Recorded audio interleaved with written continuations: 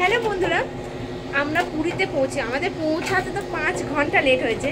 তো পৌঁছে ফার্স্ট আমরা খেলাম ভাত, ভালো করে ভাত খেয়ে তারপর আমরা সমুদ্রের ধারে গেলাম। আর ওখানে তো আমাদের ফ্যামিলি সবাই ছিল।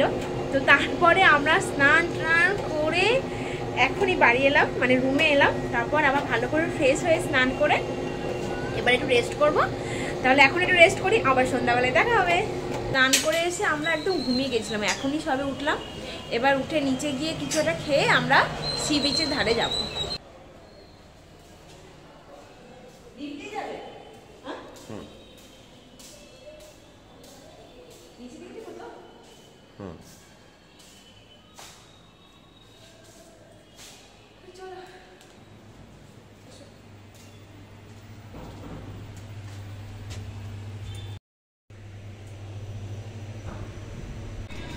আমরা এখন কিচেনের ভিতর দিয়ে ডাইনিং হলে যাচ্ছি, মানে সবাই যেখানে বসে আছে ওখানে মনে হচ্ছে কালকে যেহেতু আমরা পুজো দেব, তাই একজন পান্ডা এসছে, তার সাথে সবাই কথা বলছে।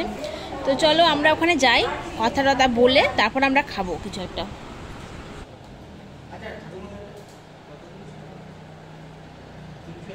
কালকে জগন্নাথ দেবের মন্দিরে পুজো দেওয়ার জন্য কথা মোটামুটি হয়ে গেল। এখন আমাদের রাত্রের খাবার অলরেডি তৈরি হয়ে গেছিলো, তাই একটু এনে আমরা টেস্ট করছি। অনেকক্ষণ খেয়েছি তো তাই একটু খিদে পেয়ে গেছে। তো রাত্রের খাবারে ছিল ফ্রায়েড রাইস আর চিকেন।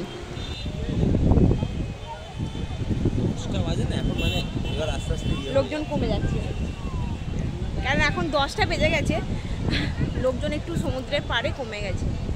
আমরাও একটু থেকেই চলে যাব। হ্যাঁ হ্যাঁ, একটু বসবে তো, একটু লোক কম।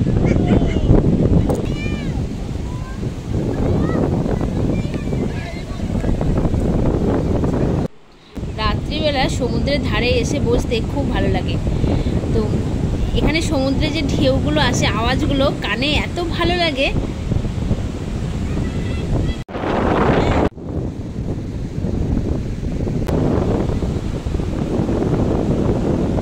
বিচে যেহেতু লোক একটু কমে যাচ্ছিল, তাই আমরা এসে রাস্তার ধারে বসলাম। ও একটা আইসক্রিম কিনে আনলো, আইসক্রিম দেখে খুব আইসক্রিম খেতে ইচ্ছা করছিল, তাই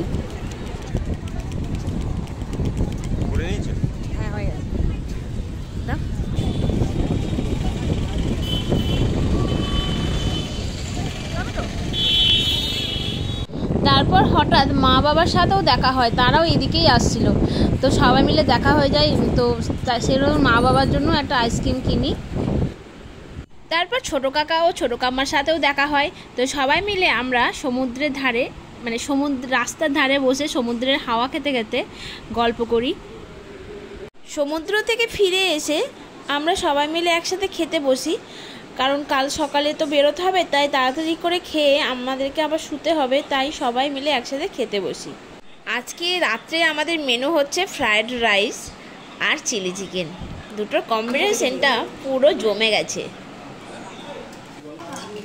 খাওয়া দাওয়ার পাট চুকিয়ে এবার আমরা রুমে এলাম। রুমে এসে এবার একটু ঘুমাবো, তার কারণ তোমরা তো দেখলে আগের ভিডিওতে প্রচণ্ড আমাদের জার্নিটা টাফ ছিল। টাটা।